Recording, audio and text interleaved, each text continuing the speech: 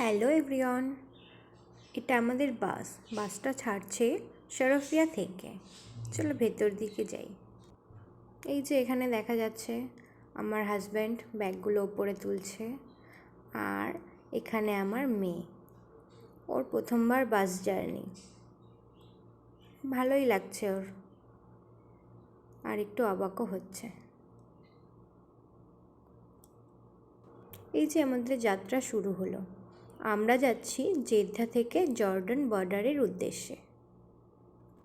রাস্তায় যেতে যেতে এটাই প্রথম সরাইখানা যেখানে বাসটা থেমেছিল।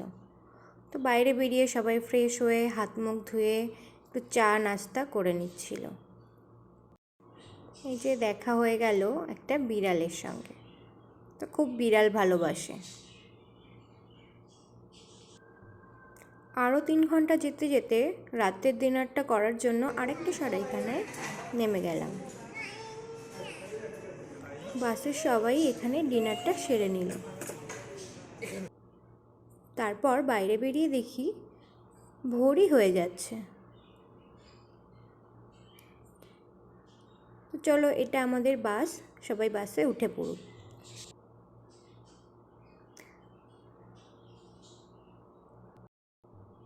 আবার যাত্রা শুরু হলো। যাত্রার প্রথম পাহাড় এটাই দেখলাম।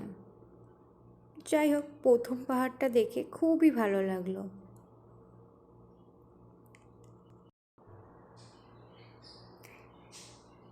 এইবার যতই সামনের দিকে যাই ততই পাহাড়।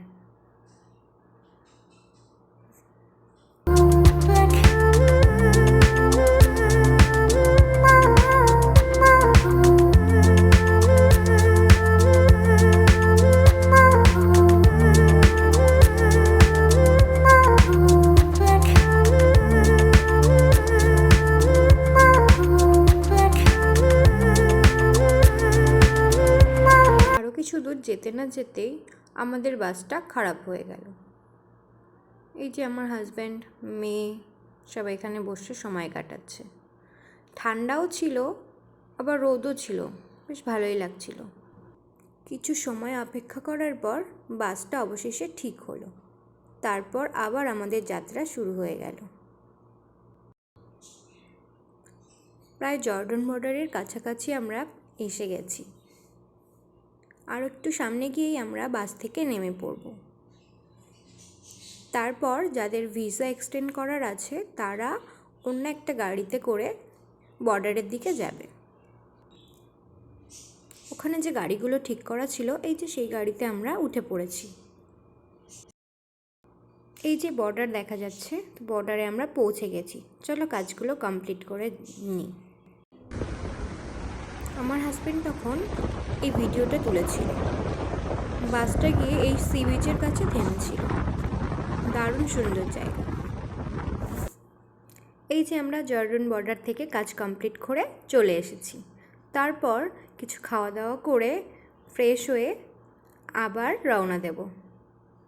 যে আমার মেয়ে এখানে খাওয়ার জন্য বসে আছে। বাসটা সারা রাত চলতে চলতে এখন ভোর হতে যাচ্ছে। তো ভোরবেলায় জানলা দিয়ে তাকিয়ে দেখি এমন সুন্দর দৃশ্য দেখা যাচ্ছে। সূর্যটা পূর্ব দিকে উঠছে। এই যে কিছু দূর যাওয়ার পর বাসটা আবার খারাপ হলো রাস্তার মাঝখানে। তারপর আমরা একটা প্রাইভেট কার বুক করে বাড়ি ফিরে এলাম, কারণ এই বাসের ভরসায় আর বসে থাকতে পারলাম না। প্রায় আমাদের 2 দিন কেটেই গেল এখানে। চলো টাটা।